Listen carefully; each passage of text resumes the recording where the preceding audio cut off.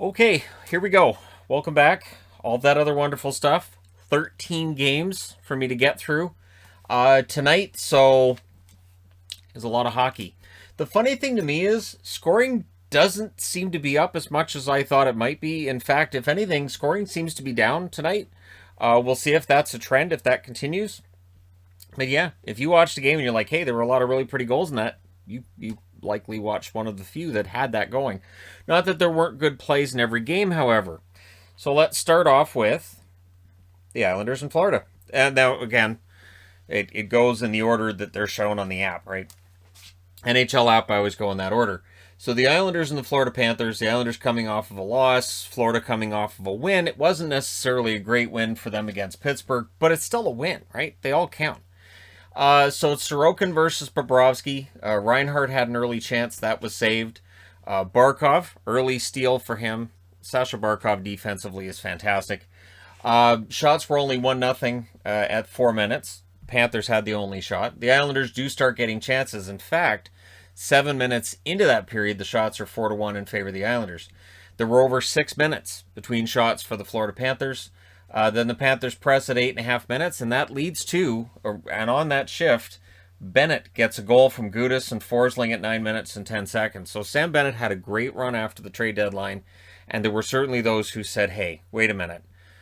That was great and everything, but we'll see how he does next year. Well, now it's next year, and Bennett had a big game. Panthers then press for another, and Lundell's defense is as advertised. So when Lundell was drafted by Florida, the discussion with him was he has some offensive skill, but his two-way game and his defensive positioning is fantastic. We saw some of that in the first period, and Florida is trusting him on penalty kill as well. So really, when you've already got Barkov and then you're adding another guy who can play down the middle, who can play both ways, has offensive upside, it just feels unfair for everybody else. Chances at the Islanders net, 7 minutes left. Duclair had a net drive that nearly clicks. Bobrovsky had been very good to this point. The Islanders were a post away from a tie, and they get a power play. Strong penalty kill from the Panthers, and they press, but we come out of the first period with Florida ahead 1-0. Second period at 3:48, Sam Bennett gets his second goal of the game. Huberdeau with the assist, Ekblad with the other assist. It was a beautiful wraparound goal by Bennett, and that's 500 points for Huberdeau as he continues this amazing run he's been on. And at some point, Huberdeau and Barkov will both be very likely the first 1,000 point scorers in the history of the Florida Panthers. So, yeah, really, Bennett fits right in. Bennett then went for the hat trick after that. Very next shift, he was out there trying for that hat trick. We get a power play for the Panthers. The Islanders did kill that off, and they tried to answer. The Islanders score. It's challenged for goalie interference, and yes, it's taken off the board. And there were definitely some controversial calls tonight. We will get to those. The Islanders come out with a power play on that as well because it was a delayed call. But it doesn't matter. They don't score on that power play either. And then they get another power play, which is killed off by the Florida Panthers. Shots heavily favored the Islanders. 5 of them on the power play that they had just had.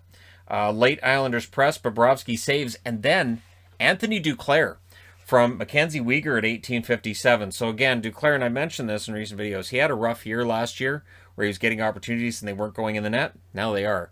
So it's 3-0 Florida after 2 periods. Third period, early press by the Panthers.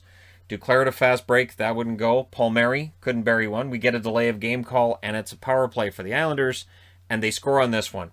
Wallstrom gets the goal at 3 minutes and 30 seconds.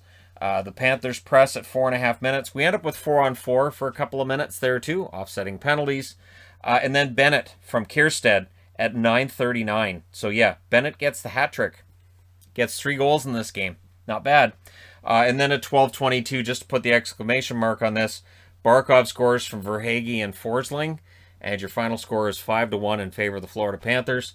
The shots in this one, 8-6 Islanders in the first, 17-12 Florida in the second, 16-10 in favor of Florida in the third. Final shots were 30-29 in favor of, let's see, that's not right. It's 10-6. 10-6 in favor of the Islanders in the third. So yeah, that adds up. Okay, I thought that was wrong. So yeah, 30-29 in favor of the Islanders. Power plays, the Islanders go 1 for 4. Florida goes 0 for 1. Hits were 34 to 26 in favor of the Panthers. Sorokin saves 24 out of 29. They miss Varlamov, but they also aren't getting goals. So it's kind of a both ways thing. Bobrovsky, 29 saves on 30 shots. He played well. He played well in the first game. He played well in this one as well. This time, the save percentage stays high. So Florida is 2-0, and the Islanders are 1-2. Moving along. Boston and Dallas, normally I'm really excited to watch this matchup. This game tonight was not exciting. It was Holtby versus Swayman. Holtby with another fantastic night. Early buzz by the Bergeron line, too. So right out of the gate, Boston looked like the better team. They had the early edge. They were ahead in the shots 4-0 at 4.5 minutes. Long stretch then without a shot. The Bruins end up getting a power play. The Stars get their turn on the power play. With 4 minutes left, Dallas was still stuck on just one shot in the game. Marchand was then awarded a penalty shot. He scores on it at 17:38. It looked like he looked over to the Dallas bench and had a few words for them when he scored on it. So there you go. Last minute, the Stars get a power play, and Swayman denies Ben. So there were opportunities for Dallas towards the end of that. Jeremy Swayman looked good. Second period, Bruins finished the kill. There were 3 shots for Dallas on that power play.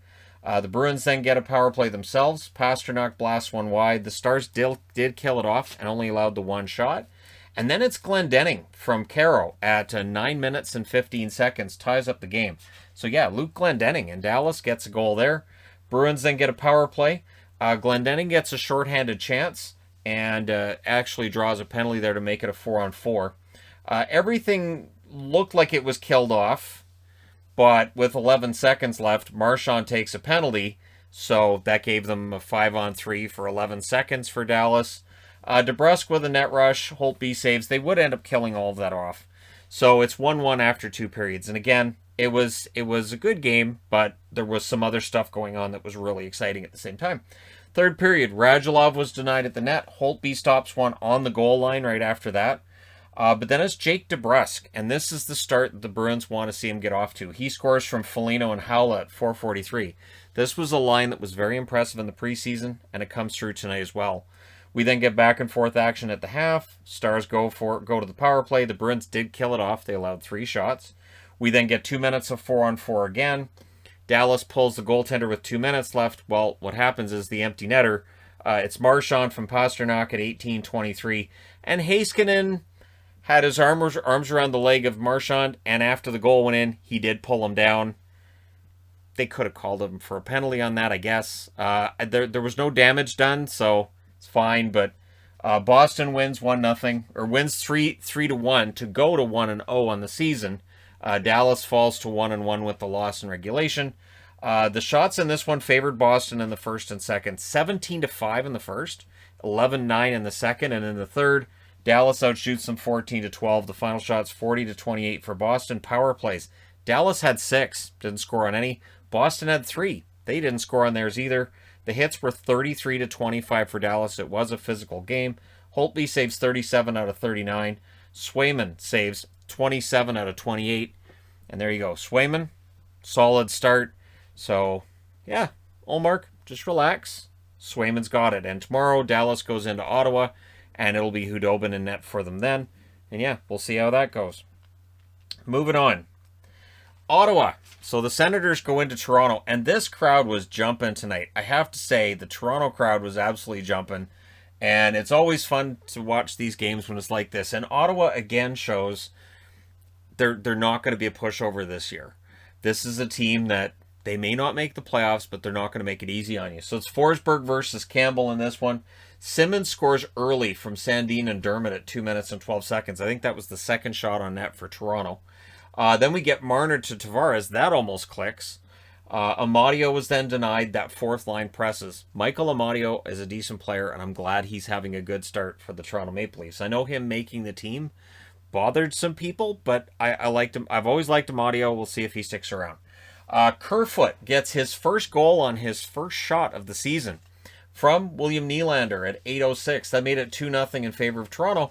And let's be honest, it's 2-0 at 8 minutes, and you're thinking, this could get away from Ottawa. This could be a slaughter. It wasn't. Norris then had a shot that was held onto by Campbell. Jack Campbell with another good game. And again, you have a University of Toronto backup goaltender who I'm sure was sitting there the whole game going, please Don't get hurt, Jack Campbell. Please, whatever. Don't get hurt, Jack Campbell. Senators get a power play. That doesn't go anywhere tonight, at least on that play. Post then for Stützle. Campbell makes the save. The shots were 5-5 with 6 minutes left, so it was a good defensive game. Although, again, when the shots are 5-5 and 2 of them gone in, that means that for Forsberg at this point, he has a save percentage of 60%. So that's not going to get it done, right?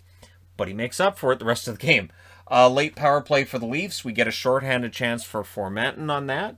Zaitsev was stuck on the ice for more than 2.5 minutes. So that's a long time, but they survived that. We go to the second period again. Toronto ahead 2-0. Ennis gets a good early chance. Morgan Riley ends up hitting the post. The Senators press at 4.5 minutes. Campbell makes the save there. Forsberg denied Tavares.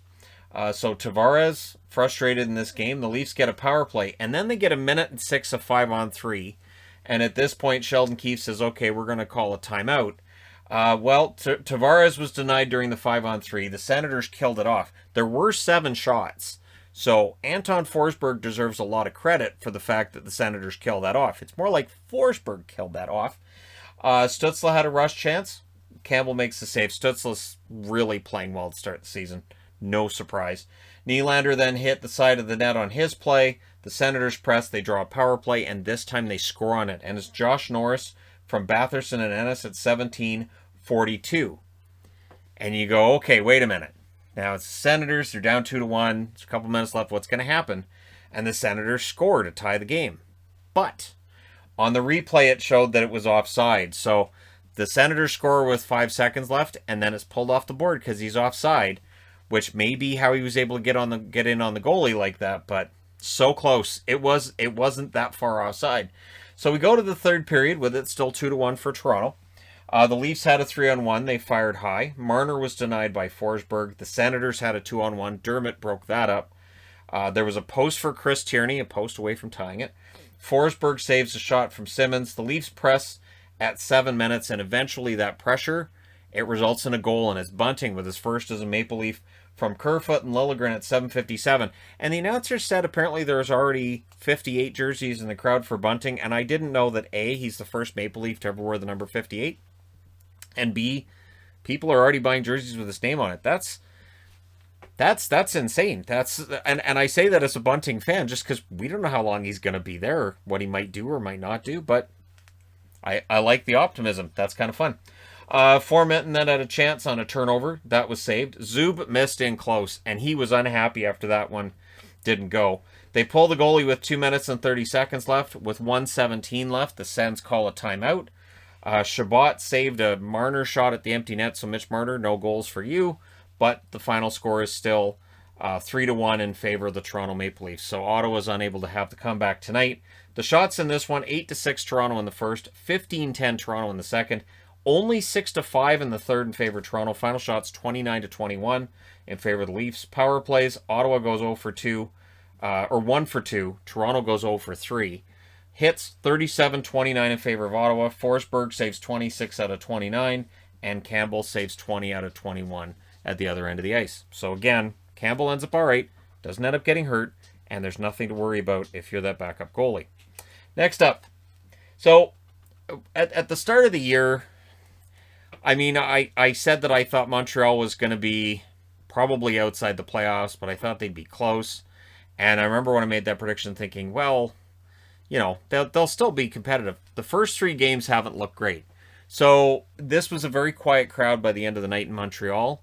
And it is far too early in the season to be too concerned. And yet the fact they've only scored 1 goal in each game for their first 3 is concerning. And that's the first time that's happened in a very long time. They mentioned how long it had been. I didn't write it on the board. But it's since before I was born that that's happened. I'm not that old. Whatever number you got in your brain is probably not the right number. It's Jake Allen versus Igor Shesterkin. Early edge for the Habs. The Habs end up getting a power play as well early on. That did not succeed. So for the Habs, it worked pretty well. However, after that power play didn't succeed, the Rangers gained the momentum. Unhappiness between Anderson and Blais. So Sammy Blais back in the lineup, recovering from his day-to-day injury. And Josh Anderson doing the shift disturbing that he does. I'm very clearly saying shift. Got to make sure that F's in there.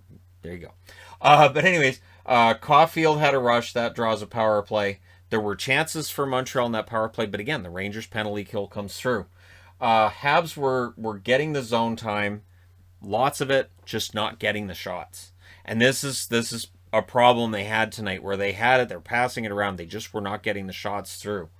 Toffoli had a wraparound chance, that was saved. Lafreniere with a rush, Allen makes the save on that.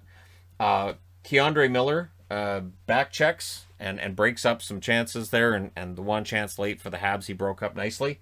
So it's scoreless after one. Second period, Rangers get an early power play. It was a good power play, dangerous, but the Habs did kill it off. We get another Rangers power play. Lafreniere had a chance that was saved, but they can't save them all. Kreider breaks the scoreless tie with a goal from Zibanejad and Panarin at 9:59, so almost right at the halfway mark of the game. The Habs, to their credit, then try to answer. Gallagher was in the middle of things at the Rangers net. If there's a little bit of scrumminess in there, Gallagher's probably in there just because that's what Gallagher does. That's kind of his job, right? So that was going on. Drouin had a chance that was fired wide. Lehkonen had a chance that was stopped. The Rangers get their fourth power play of the second period, but Zibanejad can't bury one, and the Habs survive that. So it's 1-0 Rangers going into the third. Third period, Habs get a power play. They don't end up scoring on that, and then with his second goal of the season, Jonathan Drouin scores from Dvorak and Kulak at 9:24. So that ties the game. Things look good, but not for long. 26 seconds later, it's Lafreniere getting his first of the season from Zibanejad and Fox. So Lafreniere getting a lot of ice time, and now he's got a goal early on in the season. So if you're a Rangers fan, things are looking all right. Gallagher hits the outside of the net, and in this last 4 minutes of the game, the crowd's really quiet. For a Montreal crowd, this is really quiet crowd. Lafreniere had a rush. Allen makes the stop there. They would pull the goalie with 1 minute and 35 seconds left. With 42 and a half seconds left, they call a timeout. And then coming out of the timeout, you had it looked like all the Montreal players were up against the boards against Zibanejad. I think there were 3 guys trying to get the puck off Zibanejad. Nope. The puck came out of that little scrum along the boards, and it goes right to Rooney. Rooney skates to center, make sure he's not icing it, but he ices the game. With 10 seconds left, he gets the empty netter. The final score is 3-1 in favor of the New York Rangers. They get their first win of the year. They go to 1-1-1, and for Montreal, it is a disappointing 0-3 record. So rough start of the year for Montreal. They've got to change this around, and they've got to figure this out because they're just not getting goals. Shots in this one were 8-5 New York in the first period, 13-9 Montreal in the second, 14-7 Montreal in the third. They actually outshot the Rangers 32-24. Power plays, Rangers 1 for 4, Montreal 0 for 3. Hits, 31-23 in favor of Montreal. Shesterkin saves 31 out of 32 at his end of the ice, and Allen saves 21 out of 23 at the other end. To me, one thing, watching Montreal play, I really noticed they don't have Shea Weber. And it's one of those things that I can see the difference in the way that they're playing defensively, and we'll see if, as the season goes along, if they get this all straightened out. Again, it's way too early to panic, but if I did a panic index right now, I would kind of have to put Montreal kind of close in that panic area, but we'll see. All right, now I need to change boards.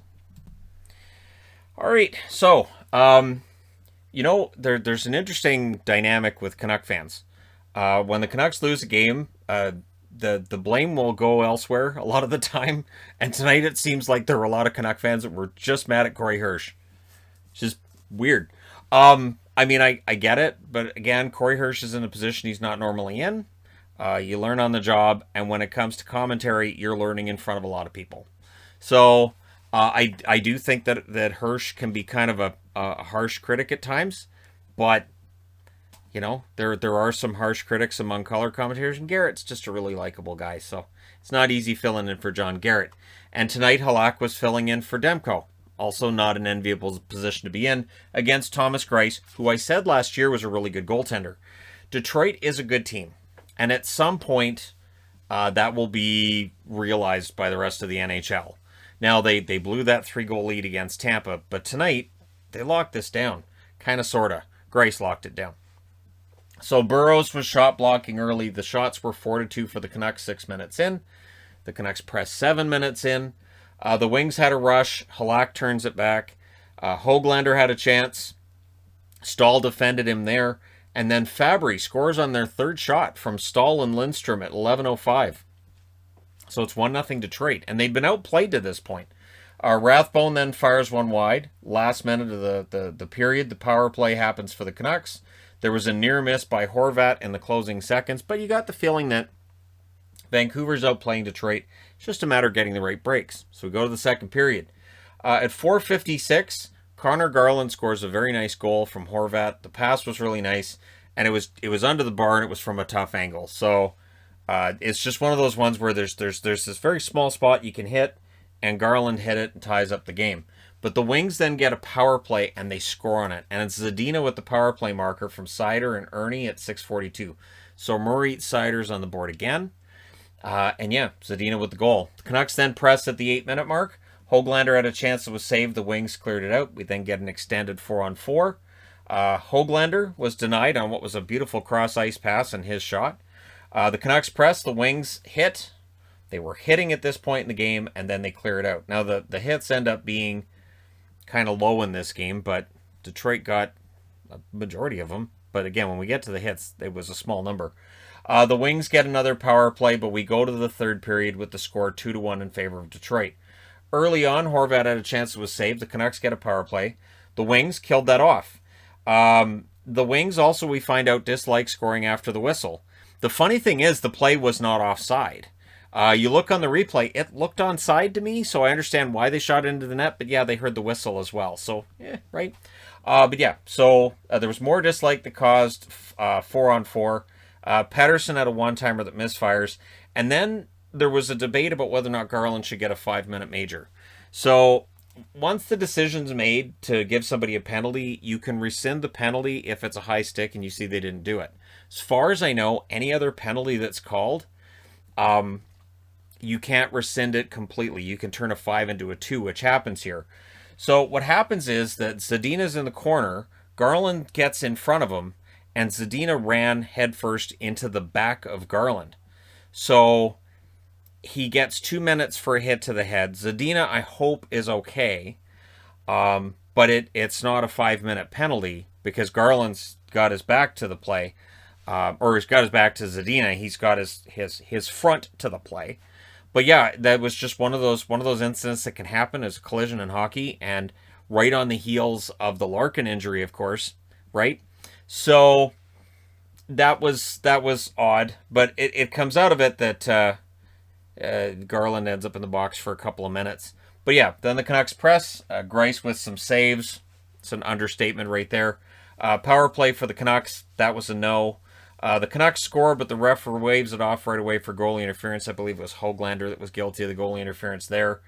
The Canucks pull the goalie with 2 minutes and 30 seconds left, which allows former Vancouver Canucks Sam Gagner to hit the net from Tyler Bertuzzi at 19:02. So the Red Wings win this one 3-1. They go to 1-0-1. Vancouver drops to 1-1-1. Shots in this one, Vancouver outshoots Detroit 8-5 in the first. Both teams had 10 shots in the second. Vancouver outshoots them 23-6 in the third period. So final shots were 41-21 for Vancouver. So yeah, Greiss is the first star. Surprise. Power plays, Vancouver 0-for-3, Detroit 1-for-2. The hits were only 13-5 for Detroit. But 5 hits for Vancouver? I don't know where to go with that. It just, to me, 5 hits is, I'm pretty sure that's easily the smallest number any team had tonight. And yeah, Halak saves 18 out of 20. Greiss saves 40 out of 41. Like I said, he's the first star in the game. And yeah, for the Canucks now, they move on. The road trip continues, I do believe. And for Detroit, I believe they go out on the road now. Anyways, yeah, so there we go. Next up, Chicago and Pittsburgh. So there was 8 games starting at the same time. And I had to say, okay, so if 8 games are starting at the same time, well, there was 1 game started, and then there were 7 starting at the same time, so there's 8 games on. I can track 7. I can't track 8. So I said, okay, this one I'm not sensing this is going to be a barn burner of a game. And immediately I felt like, all right, so okay. It was Fleury versus Jarry, not for long. Bluger scores from McGinn and Marino at 15 seconds on what was clearly their first shot. O'Connor makes it 2-0 from Simone at 5:33. I'm not sure what happened to Simone over the offseason, but suddenly he's a scorer and he's helping Pittsburgh out in the way that he was supposed to years ago. So it's weird. The Hawks were still without a shot as well. I think that was the 6th shot now for Pittsburgh. Penguins then get a power play. They don't score on it. However, McGinn scores from O'Connor at 10:59. So O'Connor with a goal and an assist. McGinn with a goal and an assist. A lot of these unknown-ish players, I mean, we know who they are, but we don't think of them as scorers. They're really coming through for Pittsburgh early in the season. When Crosby comes back, Pittsburgh could be really dangerous. So Heinen then adds another from Gensel and Carter at 11:25, and Marc-Andre Fleury's night's done. The Marc-Andre Fleury back in Pittsburgh, and isn't this a great story? It's done. And now, with this being the 2nd game in a row that his stats haven't been great, we have to start having this conversation about, so now that Fleury's out of Vegas, does that mean the luster comes off? How bad could this get? That kind of thing, right? So 2nd period, the shots were 4-0 for the Penguins at 4 minutes, and it felt like, just looking at little highlights and clips here and there, that this game wasn't going to last. The Hawks do get a power play, though, and they score on it, and it's Kane. He scores from Jones and DeBrincat at 5 minutes. The Hawks recorded 6 straight shots as well to get back onto the board and get things going. Penguins then get a power play, but that turns into a 4-on-4 and then a brief power play for Chicago.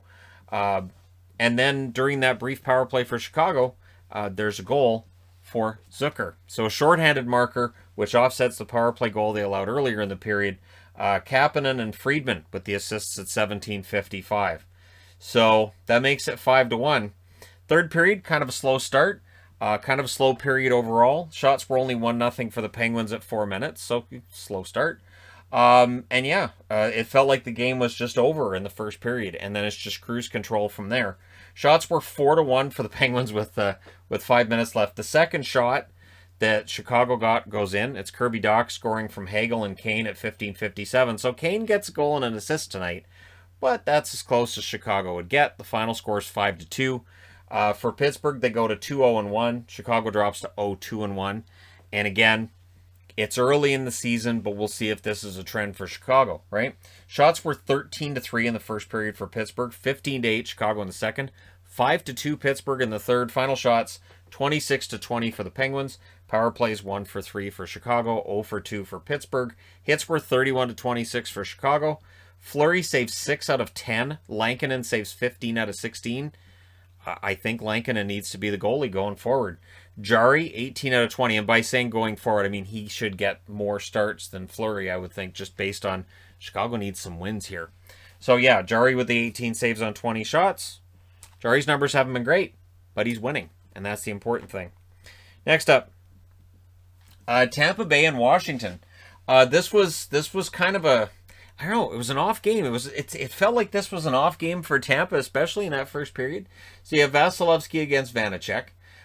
Capitals physical early. It wouldn't stay that way. The hits in this game were not really high.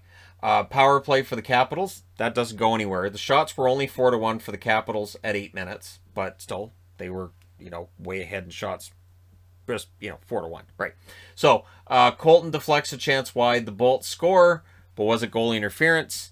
The Capitals challenge it, and it turns out that, yes, they rule it was goalie interference. The game is still scoreless. So we go to the 2nd period.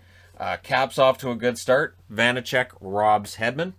McDonough gets Chernak's stick in the face, so McDonough had to leave for repairs.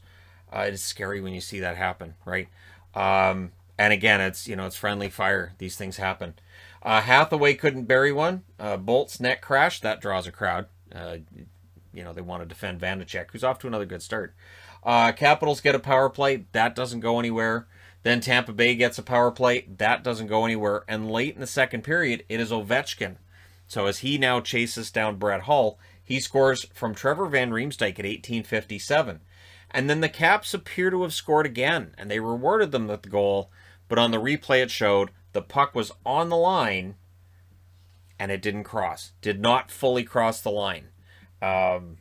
And I'm sure there will be people arguing that it did, but it didn't fully cross the line. And that would have been Ovechkin's goal too. So Ovechkin trying to just get multi-goal games and get this done. And if I can catch Gretzky by the end of the year, that'd be great. What do we need? 162? Okay, I'll get 162. I'll do it. So third period, Chernak had a chance to save Vanacek. Again, a good start to the season. He had that last year too. Vanacek had a really nice run, and then it just kind of fell off the map for him. If he's able to maintain the kind of goaltending he's giving them right now, Washington's in good shape in net. Sergachev would tie it, however, from Stamkos and Chernak at 4:23. Capitals then press at the 9-minute mark. Capitals get a power play. They do not score on it. And then in the last minute, there was a nice save by Vasilevsky to keep things tied and send it into overtime. Now, what's interesting is that the Bolts controlled it early. So right off the opening faceoffs, Tampa's in control. Capitals then end up with a power play with Sergachev going to the box. Sergachev did not agree with that penalty, but who does? I've said this for years. I would love to see a player get a penalty and go, I'm really glad you got me because I felt bad tripping him, so I'm really glad that you got me for that penalty. Good control for the Caps, but the Bolts do kill it off. And then in the last minute, it looked like the Caps were in control until there was a nice chance by Point as well that I don't have on the board, but Point had a really nice chance in overtime. And then Stamkos ends it from Belmar at 4 minutes and 45 seconds, so 15 seconds before the shootout would have happened. So Stamkos ends that one in overtime, and Tampa Bay pulls one out. So they go to 2-1 on the season. They've won 2 now in extra time. For the Capitals, they drop to 1-0-1. Shots in this one: 10-4 Washington in the first, 10-8 Tampa in the second, 12-8 Washington in the third. In the overtime, Washington outshoots them 3-2. Final shots: 33-24 for Washington. Power plays: Tampa only had 1, didn't score. Washington had 4, didn't score. Hits: 19-17 in favor of Tampa. Vasilevsky saves 32 out of 33, so his numbers get better. Their defensive numbers get better. They no longer have the worst goals against in the league. And Vanacek saves 22 out of 24 at the other end. And like I said, Vanacek had a good night. So, moving along. Seattle and Columbus. This game was fast. This, of all the games that started at the same time, this one was just done. This one was done before, I think, Montreal and the Rangers had just started the third period when this one was done. Now, Montreal, there was a large pregame, but still. Grubauer versus Merzlikins, and this was a goalie battle. Early press by Columbus. Good early play by Merzlikins. At 6 minutes, the shots are 2-2. In fact, the shots stayed really close to even throughout most of this game. Evenly played first half, like I said. Both teams playing really solid defense, also known as the modern day trap. And it's not the same as the trap we had in the early 2000s. It is not. But it's a low risk style of playing hockey that when both teams are playing that way, it can be a tough watch, can't it? Grubauer denies Roslovic. Columbus presses in the final minute, and at the horn, they got kind of chatty with one another. I thought, hey, maybe some emotions getting into this. No. Second period, early press by Seattle. Larson had a point shot that was saved. Columbus was icing it a lot in the first half. The funny thing is, I watched this game more than the other two on this board, but there were less items for me to write down notes with because I'm like, well, that's an icing. I can't write that down. That's an icing too, and I can't. And that's just neutral zone play, so not really anything to write there. So Seattle press with 7 minutes left. Eventually they get a goal, and it's Brandon Tanev, who's playing a lot for Seattle. He scores from Ryan Donato at 14:22. Tanev, I believe, already has 3 goals this year, so he might be the guy that ends up scoring a bunch of goals for Seattle at a level he's never scored in his career. Seattle then presses for another. Columbus, however, they get their own pressure with 3:30 left. And in the last minute, Columbus with chances, same as they had in the first period. But it's 1-0 Seattle going into the third period. So third period, early chances for Columbus. Post for Jack Roslovic, who had a decent game, just not going in the net for him. Nyquist couldn't bury one either. The shot totals were low for both. When he hit the post, of course, those don't count as shots on the net. Corrali with a hit on Fleury. Fleury was slow to get up. He looked a little bit dazed on that. Columbus presses at 8 minutes. There's a scrum at the Kraken net because you can't push Grubauer into the net. You just can't. So when you do that, you're going to have Seattle guys coming up and saying, stop it. So Columbus does eventually tie it. Robinson gets the goal from Hoffman and Harrington at 10:07. And so that ties up the game. Columbus, remember coming off that 8-2 victory over Arizona? This wasn't quite exciting like that. But still, I think Columbus fans happy with the result. Donato, but from behind the net, tries to jam it in. We end up drawing a crowd, but we end up going to overtime. Columbus controls the overtime early. Soucy had a shot. Elvis with the save on that. Columbus had a 2-on-1 that misfired. They don't misfire the next time down the ice. It's Patrick Laine. Yes, Laine with the overtime winner for Morensky and Domi at 2:16. So Domi, who had some points in that first game, gets the assist on the game winner tonight as well. Columbus wins 2-1 in overtime. The Kraken are 1-1-1, the same record as Vancouver. Columbus is 2-0, and the shots, well, there were some. 6-5 in the first in favor of Columbus, 9-7 Columbus in the second, 8-7 Columbus in the third, and 2-1 Columbus in the overtime. The final shots were 25-20. Power plays, Columbus didn't have any, and Seattle had one and didn't score on it. Hits, 29-24 for Columbus. Grubauer saves 23 out of 25. Merzlikins saves 19 out of 20. And there you go. Seattle with their first, as we call it, as I've called it, the loser point, the overtime loss point, something you may not see in other sports, but you have that in the NHL, and it means they have 3 points in 3 games, despite only having 1 win. Again, the same record that Vancouver has over here on this end of the board. So I'm excited to see these teams play against each other if they're going to be close all season. That being said, I do need to change boards. So this board only has 2 games on it because of the start times for the games, and I'm aware that the Nashville logo is backward.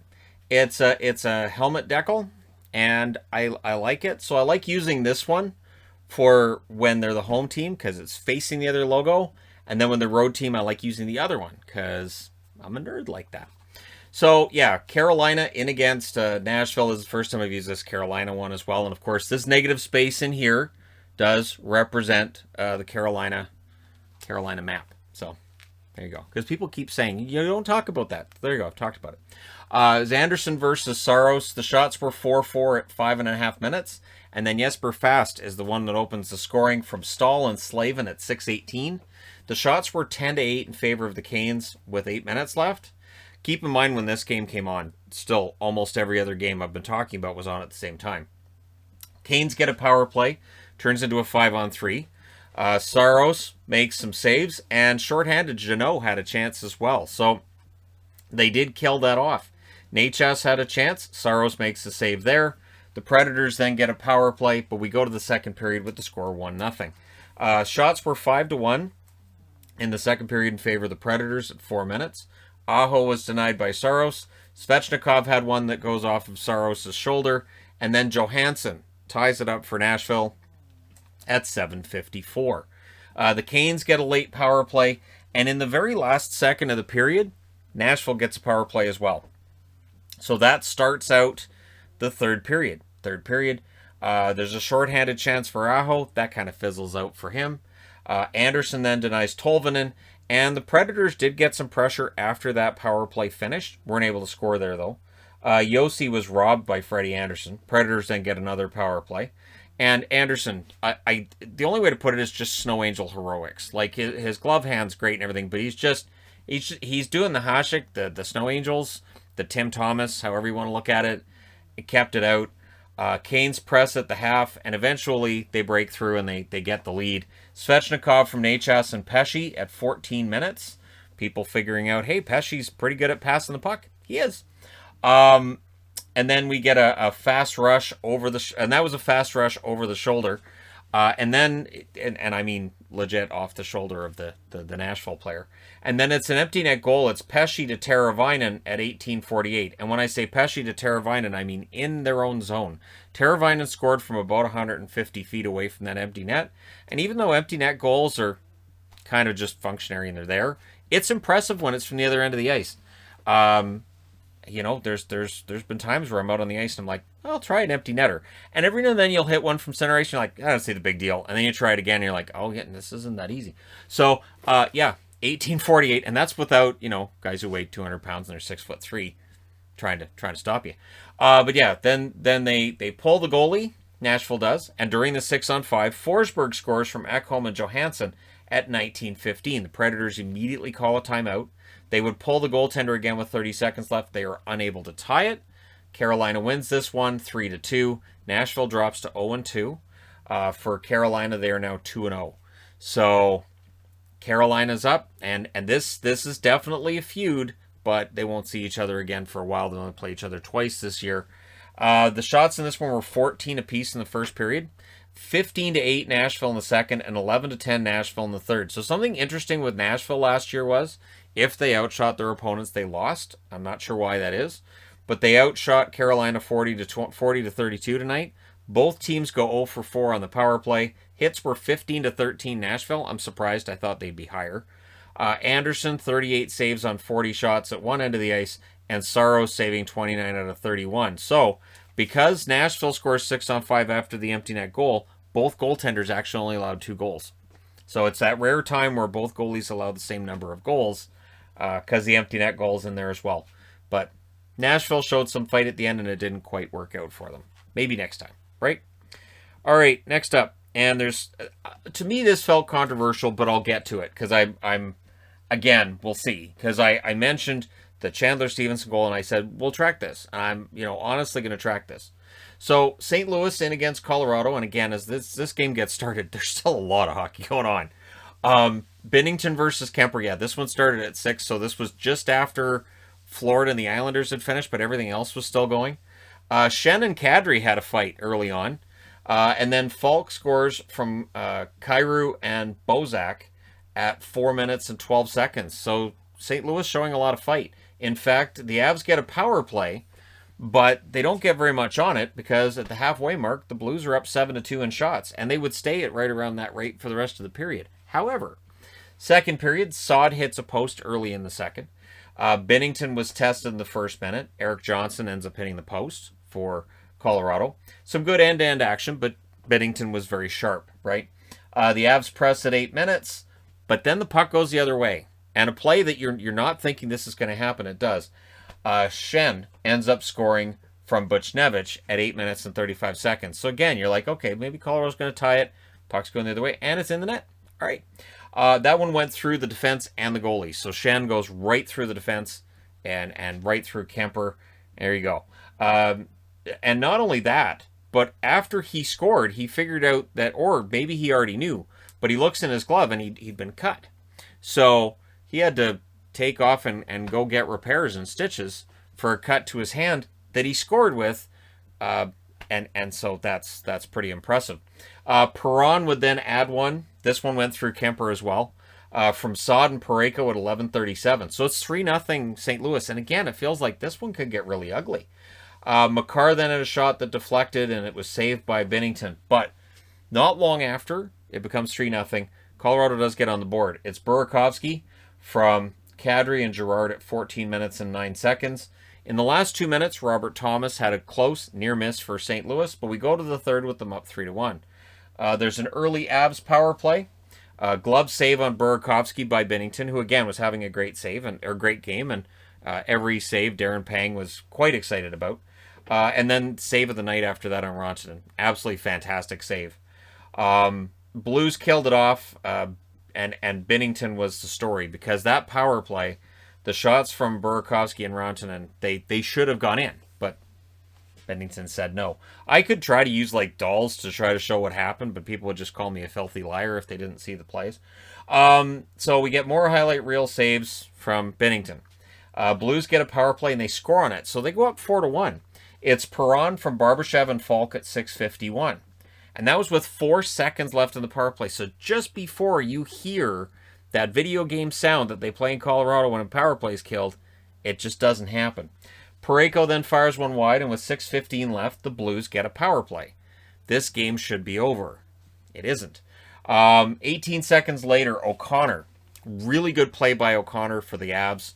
He ends up drawing it to a 4-on-4 because he had a really nice break, and they kind of had to hook him there, or else, yeah, he could have scored. So during a 5-on-4, because we end up 4-on-4, so Colorado pulls the goaltender, and Jost scores from Compher and Rantanen at 14:35. So what should have been the 4-on-4 becomes a 5-on-4, and they score. Then they pull the goalie again with 5 minutes left. So Colorado with momentum and a very loud crowd on their side as well. They score during the 6-on-5. It's JT Compher from Kadri and Makar at 16-18. The Blues call a timeout. Smart move. The goalie pulled then with 3 minutes left as well, and then Jost scores. He scores, and they say, kicking motion. So it's challenged for a kicking motion. And they said it was. It looks very, very similar to the goal that was awarded to Stevenson the other night. The only difference to me is this. It may have been more of a kicking motion, but it was also with the instep of the skate. And one thing that was said the other night about that goal for Vegas was that if it's an outside of the skate kind of thing, then they're going to allow that. If it's the inside of the skate and it looks like a soccer kick, then they won't. I thought they were going to allow it. Not only that, but the Blues announcers also thought it was going to be a goal until they saw that the other skate had come through and kicked it. But again, we will track that this year, see which ones they allow and which ones they don't. So we have one with the outside of the skate that was counted, one with the inside of the skate that they're saying doesn't. And if at some point in time we start to see, sometimes they are, sometimes they're not, I'll walk to Gary Bettman's house, knock on his door and ask, what are you doing, Gary? What are you doing? Because why? So yeah, that one pulls it off the board, and it kind of felt like that took the wind out of the sails of the Avs, right? Because that ties the game at 4, but it doesn't count. So they did pull the goalie again. Avs call a timeout, but the empty net goal happens, and his former Avalanche member, Ryan O'Reilly, at 19 minutes and 40 seconds. And so the Blues hold on. They win this one 5-3. So skin of their teeth, sure, but they win it. The shots in this one, 11-5 St. Louis in the first, 16-5 Colorado in the second, 12-11 for St. Louis in the third. Final shots, 32-28 for the Avs. Power play, St. Louis goes 1 for 2, Colorado 0 for 3. The hits were only 14-11 St. Louis. I don't know, it feels like the hits aren't being counted as much as normal. Maybe. Binnington, 29 saves on 32 shots. So because of those 2 late goals, it does bring his save percentage down, but he played very well. Darcy Kemper, 23 saves on 27 shots. When you're letting guys blast it on the net from as close in as some of those goals were, I don't know that any goalie would have made a difference there. But, yeah. So, I need to go to my final board. Okay, I had enough numbers. And if you notice, all the scores at the top, the numbers match. They're the same team. And the numbers for the periods all match as well. So there you go. That was my concern tonight, was whether first off, whether or not I would miss all kinds of stuff, which I'm sure people in the comment section will tell me everything I've missed, even though this video is already 47.5 minutes. But yeah, I was worried about running out of numbers. I didn't, so we're good. The Oilers and the Flames. This game lived up to its advanced billing. I'm guessing if you're an Oilers fan, you're really happy about it. If you're a Flames fan, you're really not. I'm going to start with what happened in this game. Rasmus Andersson definitely delivered a headbutt. I don't know if the referee didn't see it, but it's suspendable. I'll agree with Kevin Bieksa. That should be a suspension. I don't see how he headbutted him with his helmet. So it has to be, I would think. So we'll see if NHL Department of Player Safety says anything tomorrow, but I would think that kind of has to be, right? So it was Smith versus Markstrom. Mike Smith is a really good goaltender. I know he's also 865 years of age, but he's a very good goaltender. Doesn't matter how old he is. Early chances for the Oilers. The Oilers get a power play. That one doesn't score, but the Oilers' power play would be lethal after that. Flames were generating chances. Smith saves a Hanifin opportunity. The Flames press at 8.5 minutes. The Oilers were clear. The Flames had a very good start to this game. Ryan with a shot. Markstrom makes the save there. Johnny Gaudreau missed a prime chance, and then it goes the other way. And it's Ryan scoring from Fogle and Cassian at 13:08, and that momentum shift was just there. The Oilers then get a power play. It was a 4-minute power play. Things get kind of scrummy. Becomes a 4-on-4. But it's like they plan this. So Puljujarvi's the one that goes to the box to make it 4-on-4. Well, because it's a 4-minute power play, they're still going to have a short power play at the end of it. So guess what happens? Puljujarvi comes out of the box, and he ends up getting the primary assist on a goal, power play marker by McDavid. Draisaitl with the other assist at 17:29. So just like they drew it up. Okay, so you'll get a penalty, you'll go to the box, you'll come out, we'll still be on the power play. You'll pass it to me, and I'll put it in the net. Sound good? Sounds good. And yeah. Zadorov was going after Cassian, and there was a lot of dislike between Zadorov and Cassian tonight. and Kassian was eating it up. Kassian was absolutely fine with disturbing the game and getting the Flames off their game, and it kind of works. We get 4-on-4 when the smoke clears. Draisaitl had a chance that was saved, and then he was robbed on his next opportunity.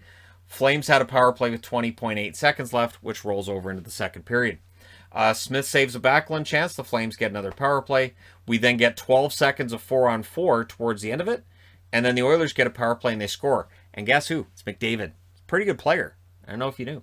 Nurse and Nugent-Hopkins with the assists at 5:33. That makes it 3-0. And you could just see that the momentum was with the Oilers. It was going to be really difficult for the Flames to really get back into this. Even though the shots would tell you that after that goal, the Flames did everything they could. But that's where Mike Smith comes into it, right? Fogle with a fast break right after that. Tkachuk then tips one high. The Flames had more shots in the game to this point, too. But they're behind 3-0. Smith saves a Rasmus Andersson shot, and then it's Mangiapane, one of the hardest working players in the NHL. He scores from Dubé and Valimaki at 9:19. The Flames then get a power play. It's unsuccessful. And again, you see Zadorov and Kassian getting up in each other's grill. And I guess up in each other's faces. But yeah, so they really don't like each other. They're probably not going to exchange Christmas presents. Third period, Flames get a power play. It was 0-for-3 to that point, but it had 10 shots. So it's like they were getting opportunities, and they score on this one. It's Elias Lindholm from Tkachuk and Anderson at 5:03. Great pass from Tkachuk behind the net as well on that one. But before they can celebrate getting the lead down to 1 goal for too long, Puljujarvi, beautiful goal. Ceci and Draisaitl with the assists of 5:29. Absolutely gorgeous goal by Puljujarvi. He may score 30 goals this year. Could happen. And then the Oilers press at the half. Some of this scrummy stuff continues. The referees did their best to keep it under control. Like in the second period, a lot of these penalties are what you would call ticky-tack penalties. They were just trying to, get things under control. Mangiapane had a shot that was saved. The Flames did press. Flames pull the goaltender with 2.5 minutes left. But then it's a chance for McDavid. He gets out on the ice. He gets the empty netter. Hat-trick goal for him. Puljujarvi and Draisaitl with the assists at 18:23. And so the Oilers win this one 5-2. They go to 2-0. Calgary, of course, this was their season opener. They're 0-1. Shots were 15 apiece in the first period, 18-9 in the second for Calgary, 14-9 Calgary in the third. In the overtime, there was no overtime. Overall, the shots were 47-33 for Calgary. Power plays, Calgary goes 1-for-4. Edmonton goes 2-for-3. Hits were 28-26 for Calgary. Markstrom saves 28 out of 32. Smith saves 45 out of 47. And yeah, he was pretty good. So we'll see what happens with Anderson tomorrow. Jets. The Jets have to smarten up. So before the season started, and I've mentioned this, they've got the 6 out of 8 on the road, right? They're in California. They win games in California. Those are easy wins. And I remember Craig Button on TSN saying they've got an easy schedule. They're gonna pad things out, and he's gonna be great. You have to play the games, and you have to win the games. So it's Hellebuck versus Hill. I like Aiden Hill. I want to see him succeed. So there you go. Early Jets chances. Hill makes the save, but Dubois scores from Dillon and Pionk at 4:20. So that's DDP right there. Nice. Self high five. So Dubois with the goal, of course, wearing the number 80 for Kivlenix. And, it's a good story and it's a good start for Winnipeg. Hellebuck seemed sharper than he was against the Ducks to this point in the game, too. Shots were 8-4 for the Jets at 11 minutes. Jets had a 2-on-1. Dubois fires wide. We get a power play for the Jets. It becomes a 4-on-4 shortly thereafter. So we go to the second period. 4-on-4 ends. We end up with a Sharks power play. And Winnipeg scores during that. It's Andrew Kopp from Lowry at 1:11. So it was a turnover by Aiden Hill that led to the goal. And so it's 2-0 for the Jets. Then the Jets kill off the rest of the power play. There you go. You're up. Jets get a power play after that. And it's like Andrew Cogliano went, I could do that. And he scores shorthanded. So shorthanded goal for Cogliano from Couture and Burns at 3:38. And suddenly it's 2-1. Scheifele hits the post during the rest of that power play. And the Sharks do kill it off. Stanley and Middleton then had a fight. Of course, Middleton's, I think, 6'3". Stanley's about 10'5", I think. So, yeah, I mean, good for Middleton standing in there. Sharks end up with a power play. The Jets kill that off. There was just the one shot. But then the Sharks get another power play. This time they score, and it's Weatherby. Weatherby scores from Carlson and LeBanc at 13-17. So the score's even. The shots are even now, too. The Jets had an advantage through a lot of this game, and that advantage disappeared. So we go to the third period. The Sharks get another power play, and they score on it. So the penalty kill, a bit of a problem for Winnipeg tonight. Hurdle scores from Eklund at 3:25. So Eklund with his first point in the NHL. There you go. Another player from the 2021 draft class making a good impression. And then not long after that, Balcers scores from Meyer and Hurdle at 5:02. Balcers is shoved into Hellebuck by one of the Jets' defensemen. I think it was Dylan, could have been Morrissey. Anyways, so all the Jets see is that one of the Sharks players has tackled their goaltender, not how he got there. So, of course, that leads to a fracas. And yeah, that happens. But the Sharks emerge with their fifth power play from all that. Probably the right call. Hellebuck denies Dahlin, so Jonathan Dahlin out there. He had opportunities. The shots were 11-1 for the Sharks in the third period at 7 minutes. So it's 4-2 for the Sharks, and the Jets just didn't have it. Jets get their third power play. They needed a goal. The Sharks killed it off. The crowd was pretty loud. And then Jansen Harkins, he scores from Stanley and Morrissey at 13:29. So Winnipeg does cut the lead to 1 goal. They would pull the goaltender with 1 minute and 45 seconds left. And then in the final minute, the Jets had a bit of a push there. Aiden Hill makes the needed saves. The Sharks win their home opener 4-3. They go to 1-0. The Jets drop to 0-2 on this trip through California. So, yeah, that's an issue. Shots in this one were 10-6 Winnipeg in the first, 11-6 San Jose in the second, 14-7 San Jose in the third. Final shots, 31-23 for San Jose. Power plays 0-3 for Winnipeg, 2-5 for San Jose. The hits were 33-24 for San Jose. Hellebuck saves 27 out of 31. Hill saves 20 out of 23.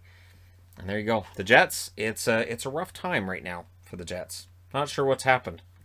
Last but not least, Minnesota and LA. Now, Minnesota's kind of back to playing like Minnesota. Not the Minnesota of last season where it was exciting, fun hockey. This is starting to look like the kind of boring hockey the Minnesota played before Kaprizov showed up. But as long as they're winning, I don't think anybody's really going to complain too much. It was Talbot versus Quick, so Talbot plays again. No Kakkonen, which the rumor had it Kakkonen was going to play. Kings get a power play. That was a no. Shots were 5-2 for the Wild at 7 minutes. The Kings would press 8 minutes into the period. Eriksson Ek fires one wide. The Wild end up with a power play. Quick saves a chance for Hartman. Goudreau had a chance to save as well. Freddie Goudreau is playing really well for Minnesota. I know it's only 2 games into the season, but we'll see if he can stay on this. Last minute chance then for Arvidsson. So we go to the second period scoreless. Kings get a power play and they score on it. It's Arvidsson scoring from Kopitar and Doughty at 5:23. So there's Kopitar on the board again. He had a big night against Vegas. He's on the board tonight as well.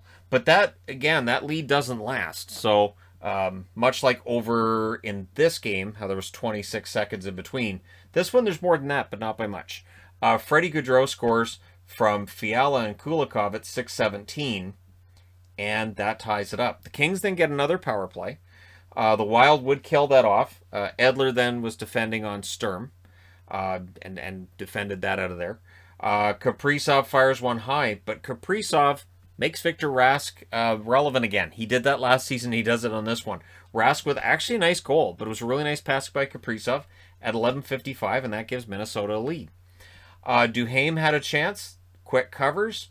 Dumba then blocked a shot from Kopitar, and then Duhaime scored, but it was challenged for goalie interference. And initially it looked like the puck was definitely in the net before that would have happened. But on replay, it shows that yes, Duhaime absolutely made sure that puck and pad went in the net. So the goalie interference challenge works. And then Minnesota reacts like you want to see a team react. Hartman scores at 16:52 to restore that 2-goal lead and make it 3-1 all over again. In the last minute, there was a chance then for Freddie Goudreau, who again looks really good as a Minnesota Wild player. I hope this keeps up. I think it was with Pittsburgh a couple years ago. He went on a run like this too. Anyways, third period, Kopitar would score at 7:28 from Doughty and Quick. That was the first shot of the third period for LA. This was not a third period where there were a lot of opportunities, especially to that point. The shots were only 2-2 at the half, so there wasn't really a lot for me to document when this game was going on in the first half. The Wild press, Quick makes some saves. The Kings clear it out. The Kings then get a power play with 8:33 left. A strong power play, but a strong penalty kill as well by Minnesota, and kills it off. The Wild press with 3 minutes left. The goaltender gets pulled with 2 minutes left, with 1 minute and 5 seconds left. The Kings do call a timeout, try to draw up a play. They are unable to draw up a play, which gets them a goal, and Minnesota wins this one 3-2. So, the shots were 12-11 Minnesota in the first. They enjoyed that so much, they outshot them 12-11 in the second as well. And in the third, the shots were 9-6 for LA. Final shots 31-30 for the Los Angeles Kings. Power plays 0 for 1 for the Minnesota Wild, 1 for 4 for LA. Final hits 25-24 in favor of the Minnesota Wild. Talbot, 28 saves on 30 shots. Quick, 28 saves on 31 shots at the other end. Good goaltending. And again, not necessarily the prettiest hockey, but Minnesota wins, so that's good for the Wild. And there you go. Minnesota and the Jets play against each other in Minnesota on Tuesday. So Winnipeg's got to get this together. Let me know your thoughts in the comments section below regarding these games. Don't forget to hit like and subscribe if you're browsing your way through. You just happened upon this video. Thank you guys so much for watching, especially if you made it through this entire video. Does anybody make it through the entire video? Does anybody? Anyways, thank you guys so much for all your support. I will talk to you again soon.